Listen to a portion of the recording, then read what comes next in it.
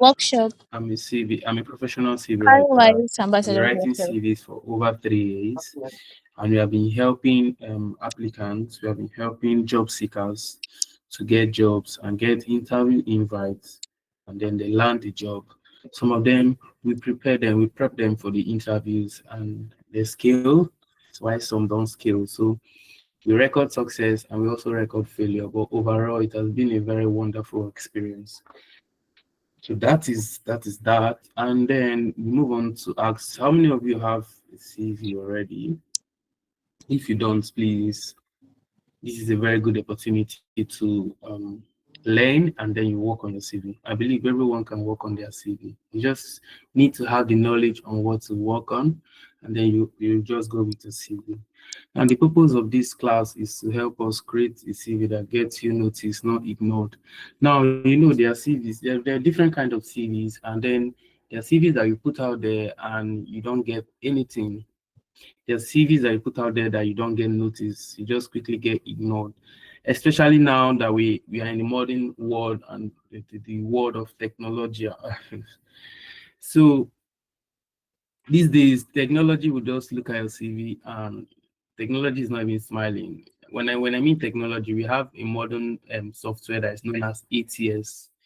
ATS is known as Applicant Tracking System. So is a software that recruiters use today to look at CV when they are looking out to fill in a role for companies. We'll still talk more about that. So the purpose is to help us create a very good CV. I'll help us scale all of these technology softwares. And then why your CV matters. Your CV is your first impression. Your CV is very important. I hope we know what a CV is. I'm sure, 100% sure. Um, if you don't know, well, you just have to do your research. You're in the world of technology. You quickly ask AI, AI, please, what's the meaning of CV? AI will quickly tell you what CV is. Very simple, very simple.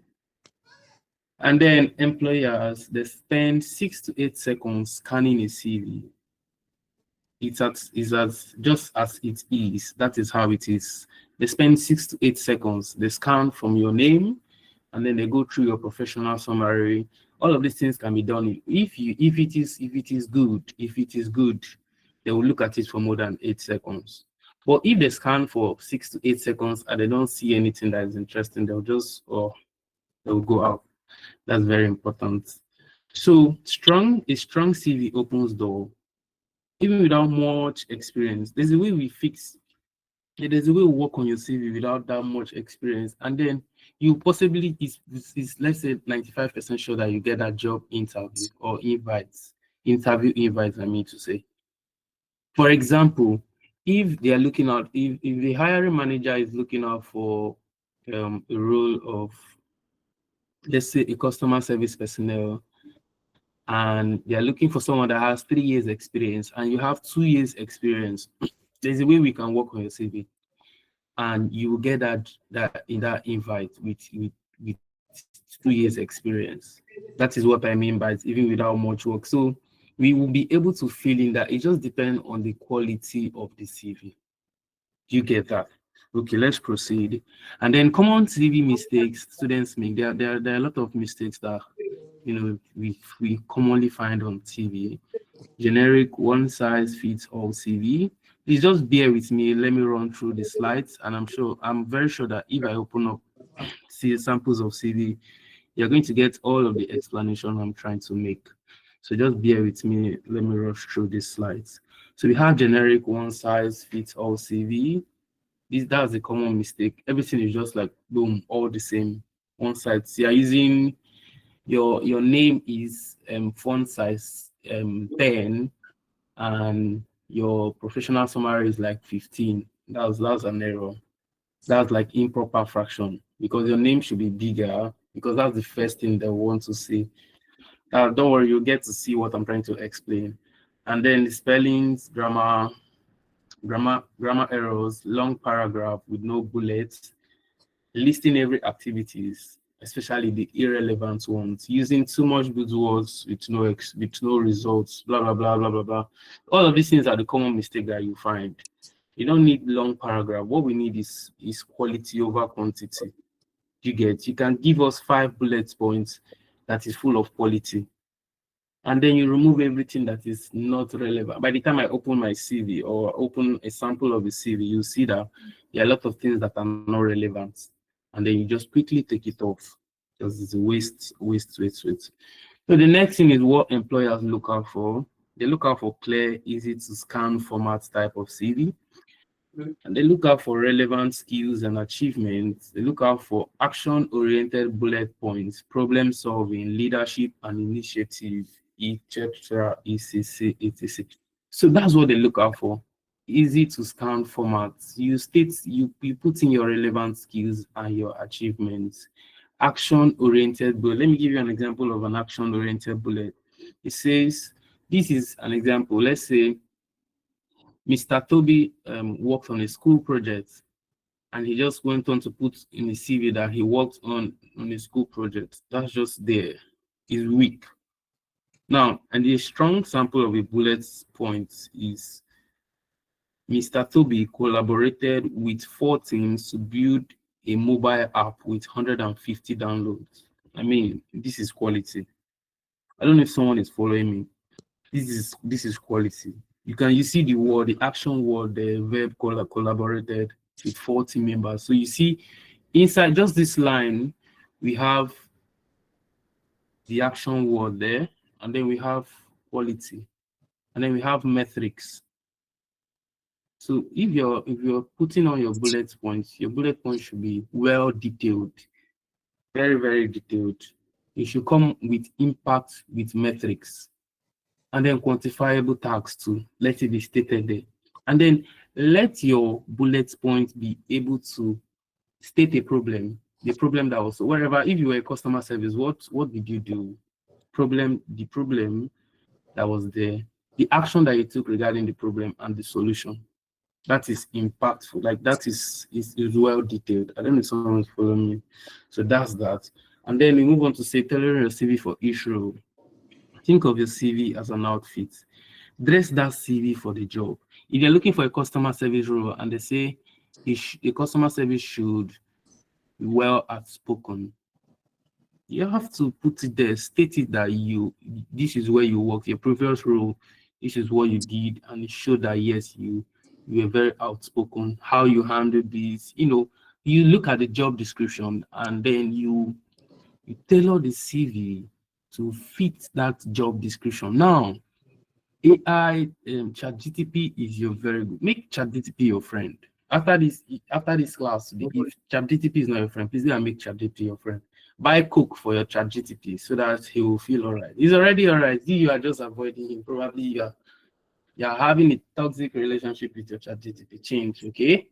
So now, if you go to ChatGTP, you quickly tell ChatGTP, and after working on a CV, you copy the job description. Let's use customer service for an example. You copy the job description of customer service.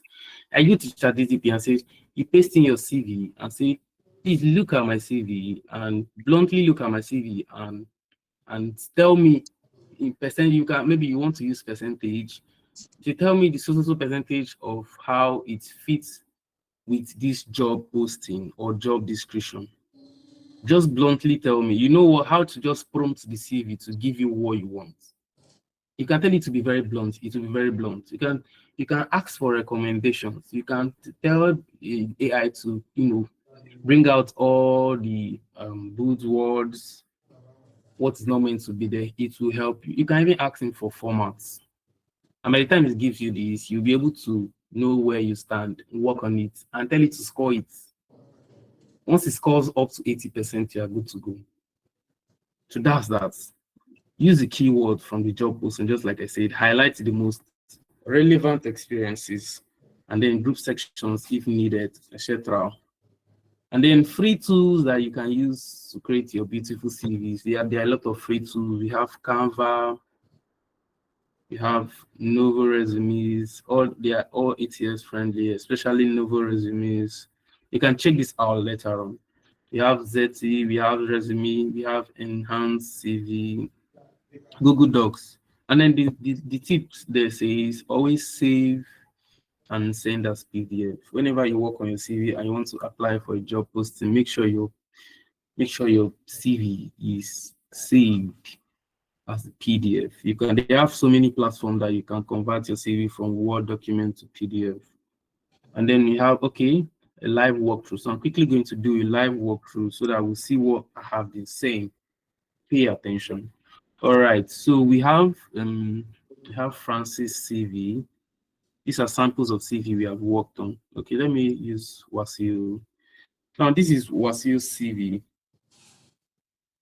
This is Wasil's CV. Yes. Now this is it. This is a CV that we worked on. He resides in Germany. He resides in Germany, and we have a CV. We are working on a CV, and we are my agency, my company, the company I work with. They are a recruitment company, and clients do reach out to us to put out their CVs, like job applications for them, until they'll get that job invite. So that's what we do, part of the job we do. So this is his CV, and then you can see that this is his career objective. He's a data analyst. If you don't use career objective, you can use professional summary, but most times people use career objective probably when they have they're just starting out in their career, probably just say 1 year experience or 2 years experience, or probably you're trying to switch from one career to another. You can just use career objectives. So this will help you narrow down to probably what you've done and what you're looking to do. I hope you get that. So then we have career objective. He's a result-driven data analyst with, yeah, okay, yeah, expertise in SQL, Looker. These are his skills. And then we move straightly to work experience. So now you can see that these details here are the most important. So you see we have the address, phone number, email, and LinkedIn, his LinkedIn profile, a link to his profile. And then after that, we move on to now this profile here, his picture here is just because of the country where he's staying. Their CV always comes with pictures. Now in Nigeria, we don't do that. Okay. So it's not like compulsory, it's optional. It's optional. So from career objective, we move directly to work experience. And you see how we stated his work experience. He's a data analyst for Cloud Fifth company. And then we move on to state what he has done. He conducted in-depth analysis of sales, supply chain, and operational workflow, identifying inefficiencies and recommending process optimization that improved business operation by 20%. Now you see that these first points, let me highlight. Yeah. So this first point, it's a summary of all that he has done. Like all of these things, all of them here. There's how many? They are up to 10 or 12 here. So from this number one example, you see that it is well detailed. It's talking about the problem that he solved as a data analyst for Cloud Lift. Are we following? The problem that he solved, the action that he took, and the result that came out from that. So we backed it up with what quantifiable tags and metrics. These are what hiring managers look out for. These are the little things that make your CV to stand out. Very, very important.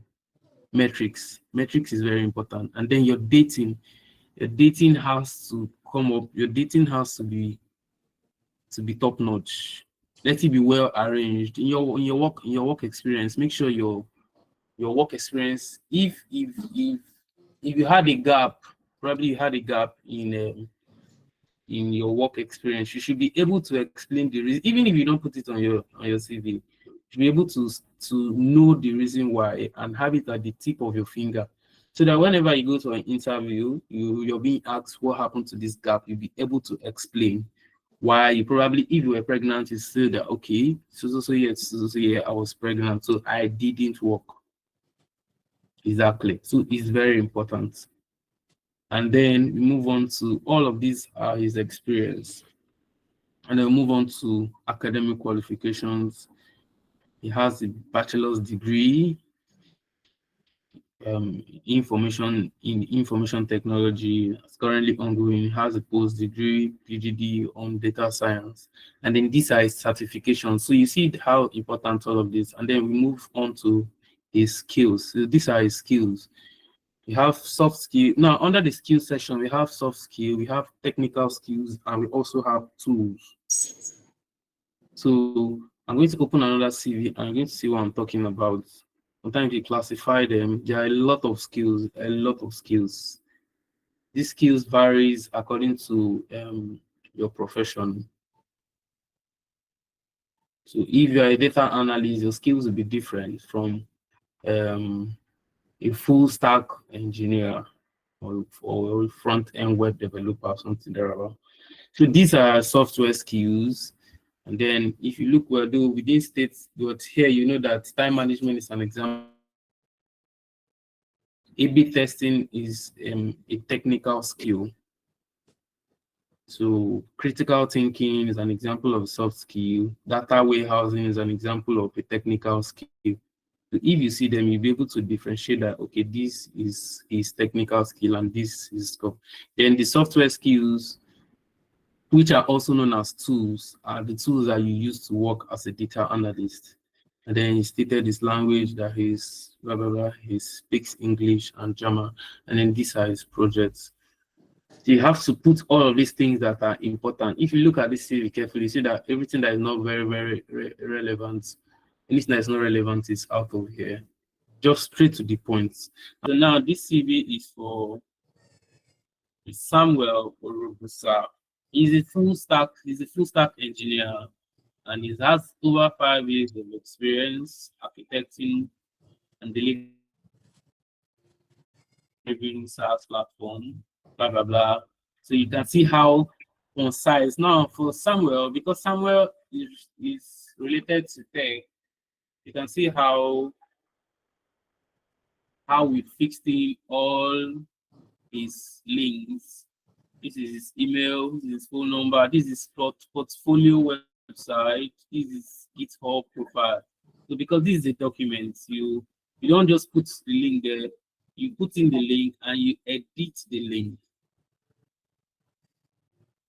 So if you don't know how to use your Word documents, it's an assignment for you to learn how to use your Word documents. It's very important. Most of the companies out there, they look out for most of these simple things. How well can you use your Word document? How well can you use your Excel and stuff and stuff? Not when they say you come and do something and you'll be struggling to do a very simple thing. So you just need to learn how to use your Word document.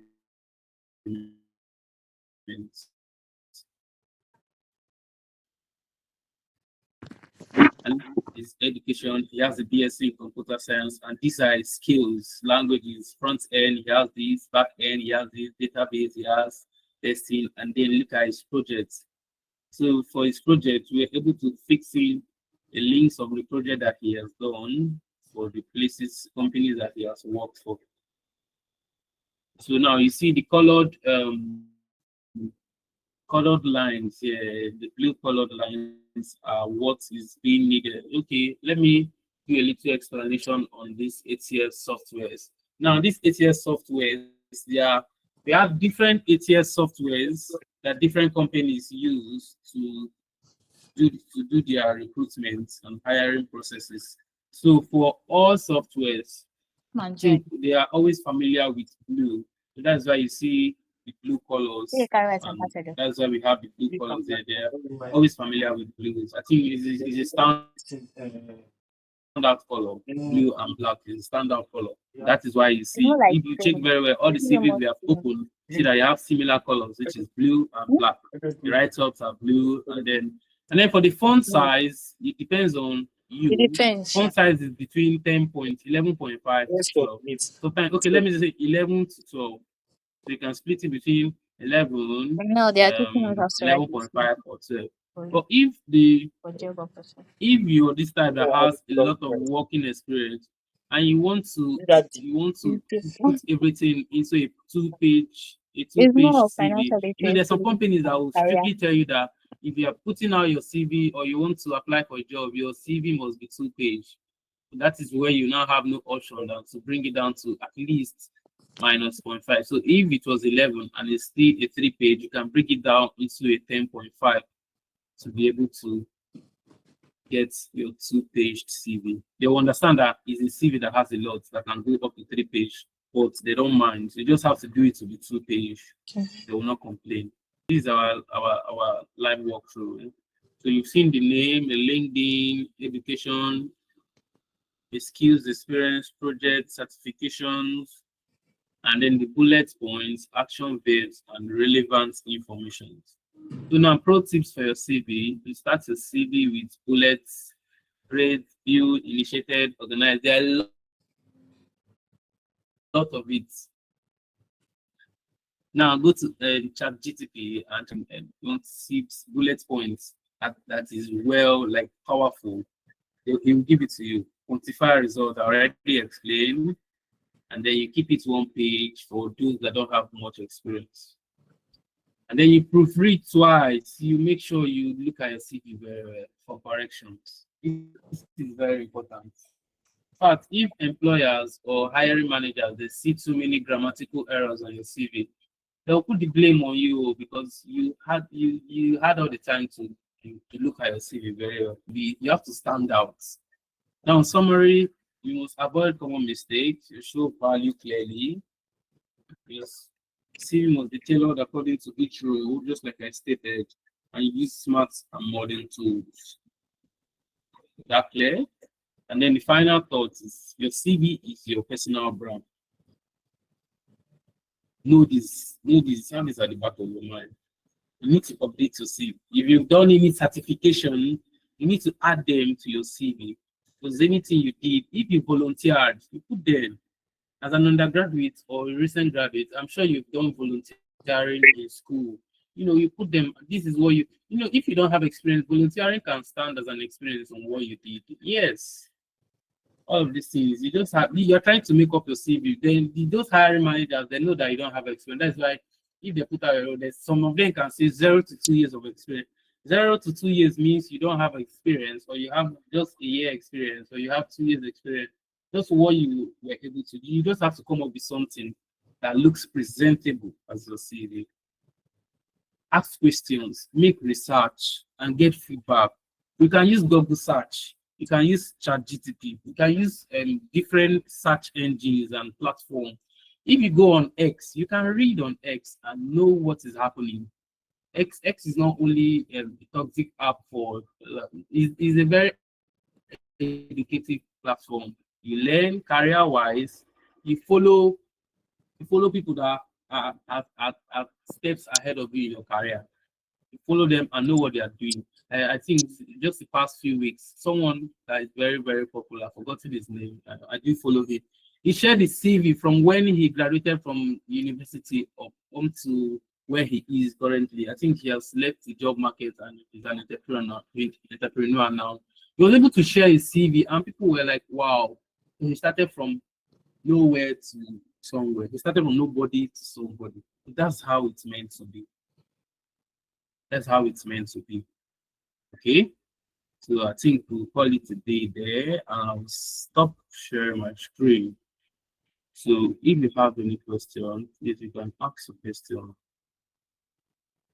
Okay, Sajaros, you're right. You're right. That's his name. You're right. When he shared that, he was like, oh wow. I wish a lot of people would look at it and actually go learn. So that's it. Thank you very much. Do you have any questions? You can ask your questions. Thank you very much, Mr. Uchen. I really, really appreciate the way you highlighted all the points that are needed for undergraduate and current graduates on how to build their CV. I was just wondering if you could please Just give us a brief on what should be included in a CV, the step by step. Is it your your your school experience that should come first, or your work experience, or is your skills? Sometimes we can get these things mixed up, and we don't really have a template on how we should go about it or what we should follow, because there are different templates and they vary from countries to countries. So I was thinking if you can give us the one that works for Nigeria, maybe for for someone who wants to go for an internship or job opportunity, that could work. But work experience comes first before any school experience. Now, what they basically look out for their school wise is just probably the course you studied, the name of school, the year that you graduated. And also, they expect you to, make you what have you done. They even look out for volunteering opportunities, experiences in school, and that's all you can include in your CV. You get it. So your work experience comes before any other thing. Immediately after your professional summary, you state your work experience. What have you done? Were you able to handle part-time work? Impact that you what you did. That's the most important thing.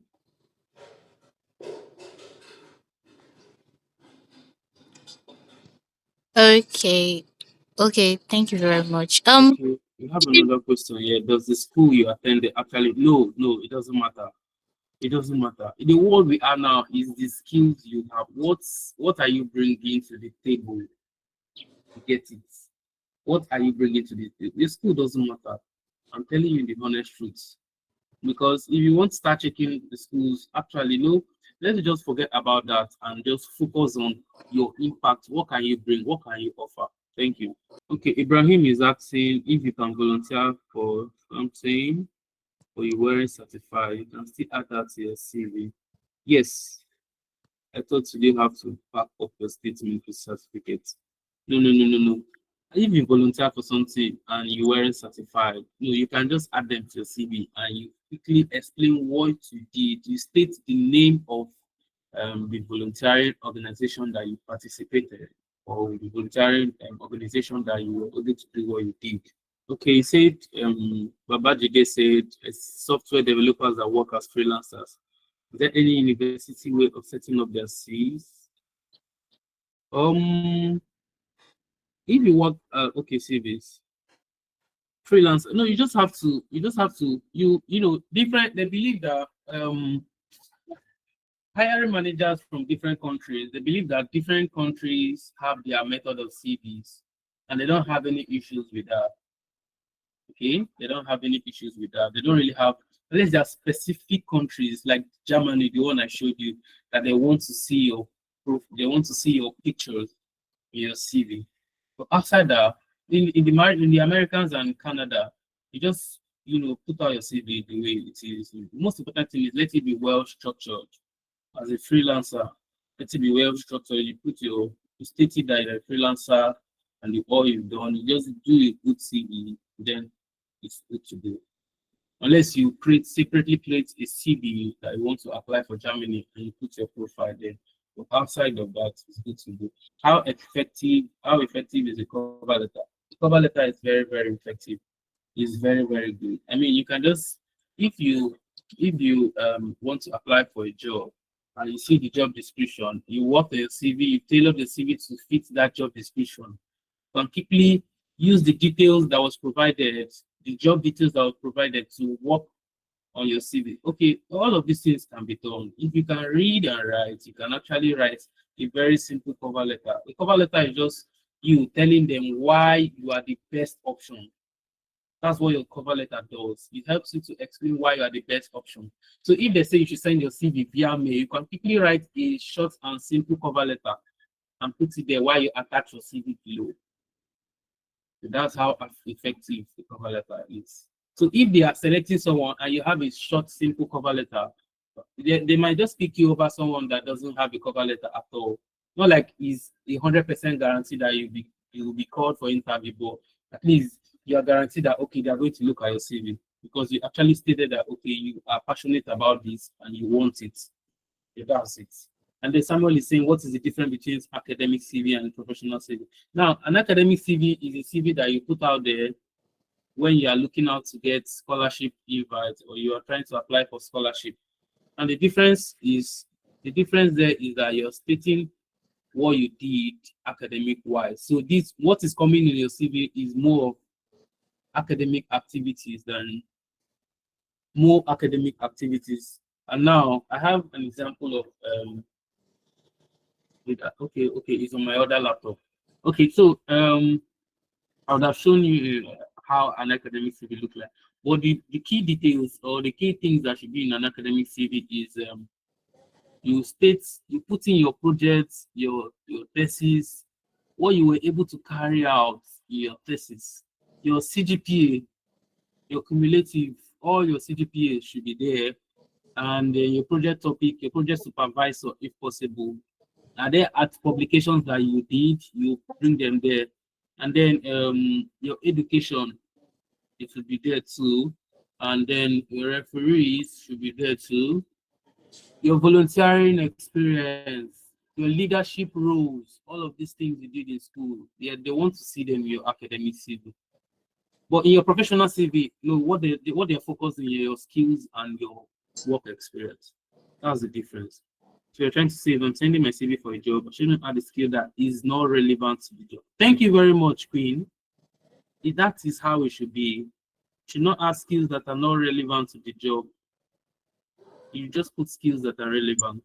You research about skills. If for example, if you look back at the project management CV that we opened, you see that all of those things are related to all of those skills that are related to project manager. If you check that CV, the skills very well, you will not find any skill that is related to a front-end developer. It doesn't work that way. I mean, what is the skill of a front-end developer doing in the project management CV? So it doesn't work that way. So you have to remove any skill that is not relevant to the job. Is your skill. You already know what you're doing. So it's just to keep it and say that, okay, these are the skills that this company require. So it should be there. And then if you are looking out for something else, that's when you can bring up that skill that relates to that something else. I hope you are clarified. Okay, great. So, hi everyone. My name is Orefeoluwa Ajanoko, and I'm a writer, but also a career growth enthusiast. Um, Thank you, Damola, once again for inviting me. I really, really appreciate the opportunity, and yes, I look forward to sharing my knowledge with you all. Um, so I'm going to be talking about creating portfolios that get noticed. And from my experience as a writer, I've had a few times where I've had to send a portfolio because most hiring managers, when they look out for creatives, most of the time they want to see what you can do instead of just what is written on your resume. Most of the time they want to see your previous work, what you've done, and how it has, influenced whoever you work for and the results, basically. So instead of just writing a resume and putting down in words, oh, I did this, I did that, and I achieved this just in words, they want to see evidence of what you've achieved. And that's where your portfolio comes in. Okay. So what is a portfolio now? A portfolio is a digital gallery showcasing your skills, abilities, and accomplishments to potential employers, clients, or collaborators. So we're going to think of it as a proof of your abilities. You are showing, not just telling what you're capable of. That's basically what a portfolio is. Okay. You're bringing out, is either in picture form, in video format, or as a writer, you're showing them, oh, these are the works I've written. If, for example, I write resumes and CVs for the recruitment organization I work for, and I have a few resumes I've written, and I just include them in a portfolio and then I send out. I also have a blog where I sometimes, if I'm applying for a content writing role, I just include my a link blog, and it has gotten me freelance opportunities time and time again. So as a creative, having a portfolio is very, very important. It's very, very important. Why do you need one? It's because you are not just showing your experiences. You're telling them that, oh, I can actually do it. This is the evidence. This is the proof that I can do it. This is the proof that I've done it before and I can do it again. So even when you don't have formal experience, your portfolio can come into play, and I'm going to explain how that would work. Okay, so I have, do you know that even as a student, you can have a portfolio? You can have a portfolio even as a student. I've heard a lot of people say, oh, I don't have any work experience. Oh, I don't know what will I include, what will I do? And don't worry, I'm going to walk you through what you can add in your portfolio even as a student. So you have project work that you've done in school, you have assignments, and even volunteer work. You're going to start documenting them, start taking notes of them. I remember when I was an undergraduate, I didn't really have idea of any of these things.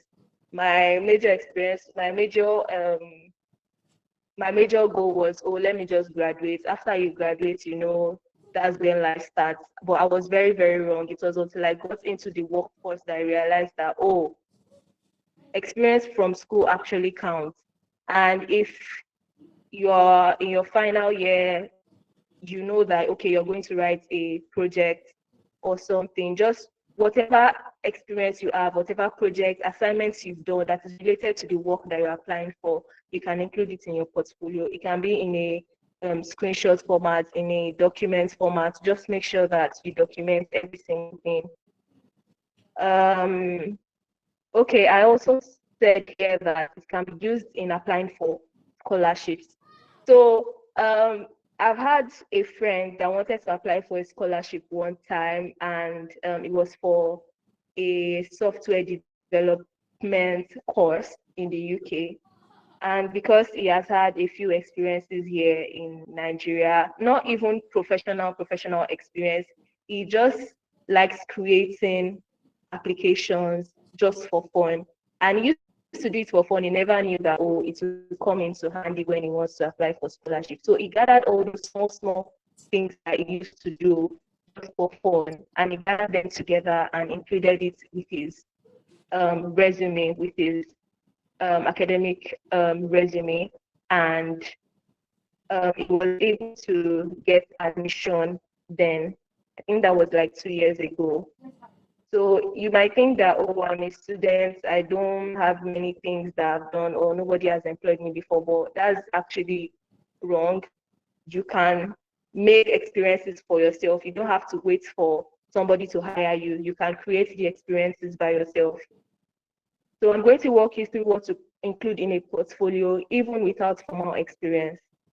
So even if you've not been hired by anyone, you've never gone through formal experience, maybe you've never been hired by a company, an organization, nothing, but you want to make a portfolio for yourself, I've included major aspects for you to include in this portfolio that would definitely sell.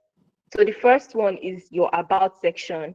I said you should include a brief but captivating bio. When I say captivating bio, I mean a bio that lets you stand out. So instead of just saying, oh, you mention your name, I'm Oyefeoluwa Ajanoku, and I'm a writer. Anyone can write that. Anybody, anywhere can write that. But when I begin to list unique qualities about me in my bio, but I'm still making it short, I will draw the attention of whoever is looking at it that, oh, okay, this person actually has done this person actually has done that. So you're going to include your interests and your goals as well. You're going to include that in your about section. What are your goals? What are you trying to achieve? And why are you in this field? So that's basically what your about section should be. And then for your projects, experiences in visual representation. So as a student or fresh graduate, this is where your school projects and research work comes in, and also volunteer work. So for example, maybe I volunteered to write an article for maybe my school or my department magazine or whatever. I'm going to put it in my portfolio that, oh, I wrote an article concerning this in my 300 level in my third year in the university, and then you're going to add like a picture representation or a screenshot of the work that you actually did at that time, and you're going to include it inside your portfolio. Also, your school project.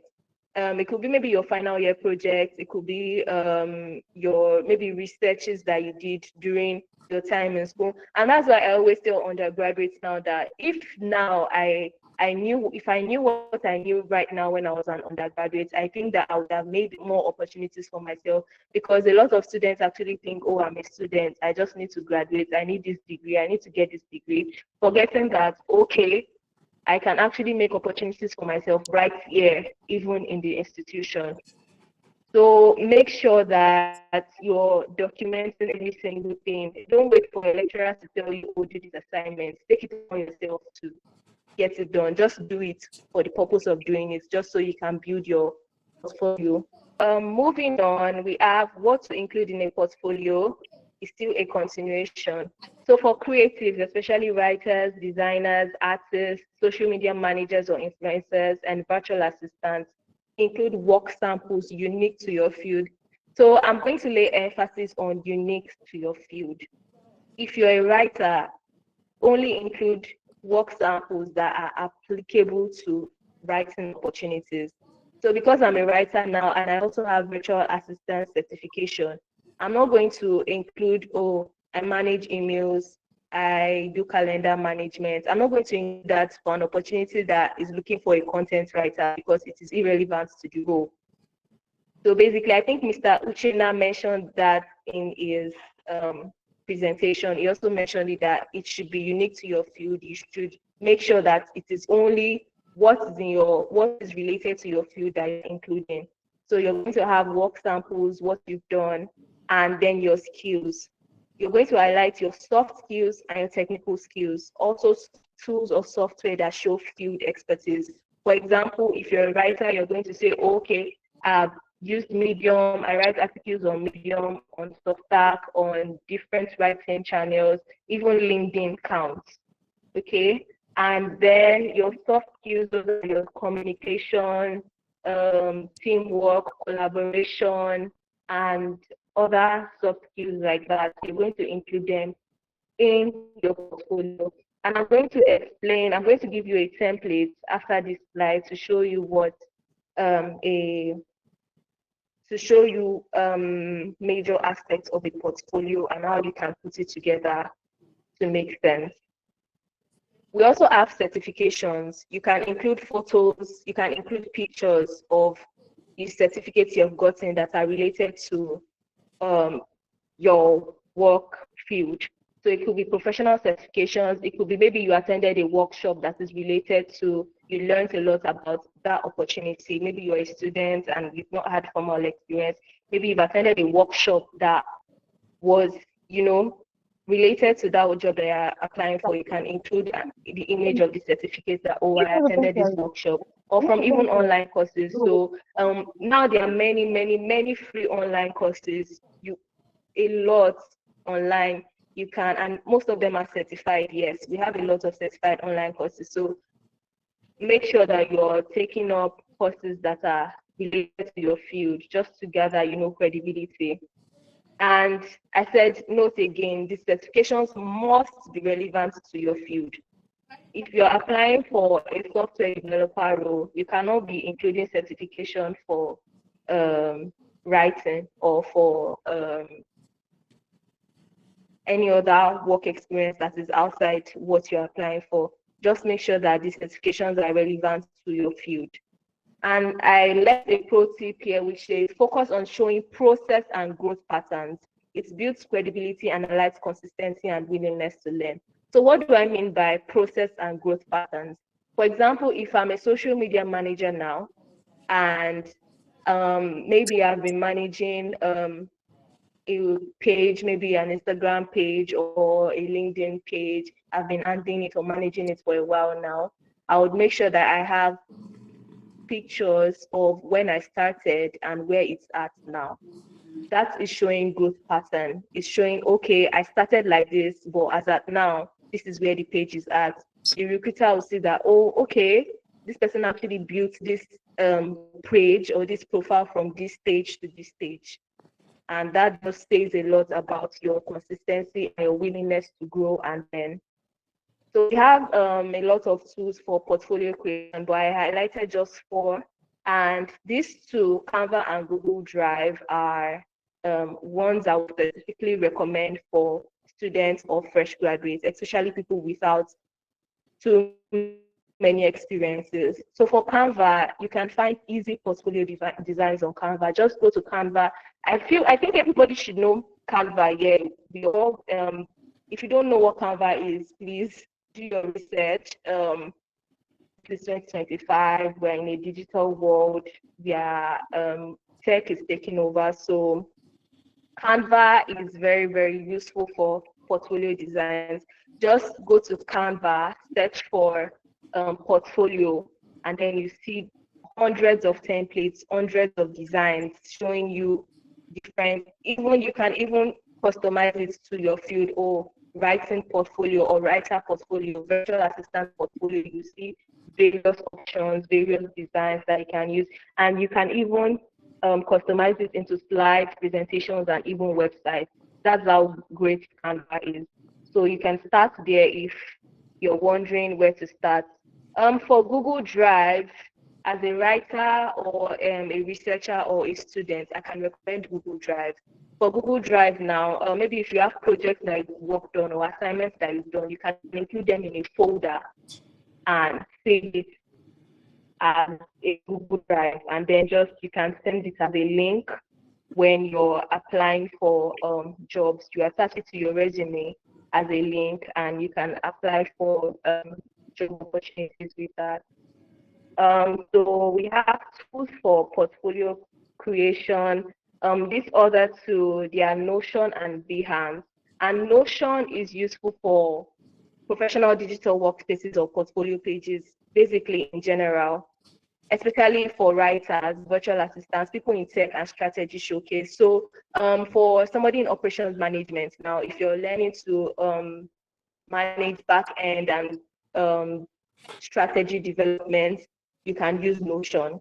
But if you're just starting out, I would not 100% recommend Notion because it can be quite technical to use sometimes. But if you know that, okay, you've gathered enough experience, then you can go ahead and use Notion and, showcase your experiences. And Behance is basically just for designers, artists, and photographers. So for more information, you can go online and research any of these tools and see how you can get started. So I left tips on how to improve your portfolio. The first one is the most important one. You need to volunteer your services, family and friends included.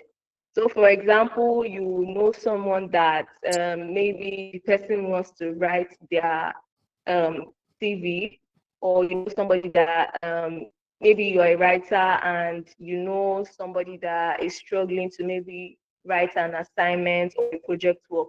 You know that you can actually volunteer to help the person. Not every experience has to come paid. I say this a lot, that not every, when I started out, I did not receive any form of payment or any of the things I did. I just kept doing them just so, okay, let me just gather experience. Let me just see what I can do. I wrote cover letters for my friends. I wrote resumes for my friends till I was able to get hired as a professional CV writer. So I just made sure to help others and then made sure to gather all these things and included them in my own personal portfolio. So you can even create, or if you are into tech now, for example, maybe you're a product designer or you're a software developer, you can create a fictional client. It doesn't have to be a real person.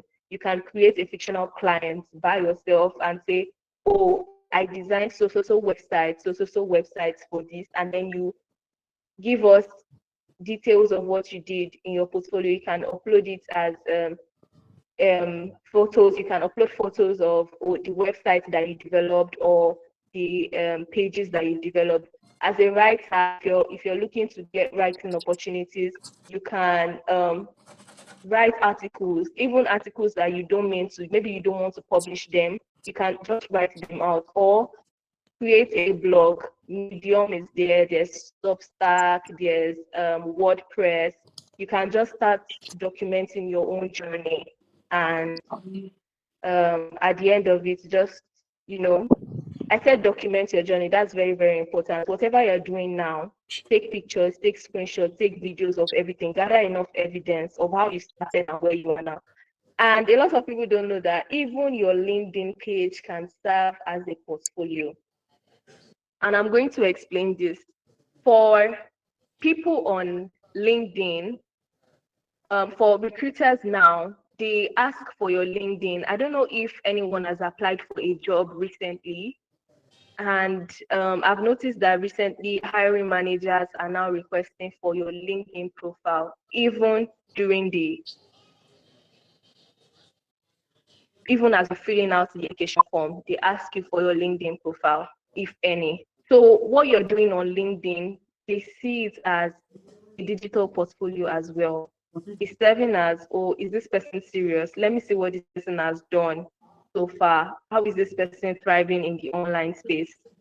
So for people that are majorly grounded in career, like you want to be focused on your career, you're really, really career oriented, I would recommend that if you don't have a LinkedIn page yet, or if you don't have a LinkedIn account yet, please go ahead and open one. Go ahead and open one. From experience, I have seen recruiters asking for LinkedIn profile just so they know they can see your online presence and what you're up to in the digital space. So gone are the days where your resume is the one that does all the work. You just, write all your experiences on paper, and then, you get opportunities from there. A lot of people now want to see what you're up to outside your resume. They want to see, okay, what have you done? What are you doing? How are you different from the other people that are applying for this role? So yes, that is basically what um, a portfolio entails in general.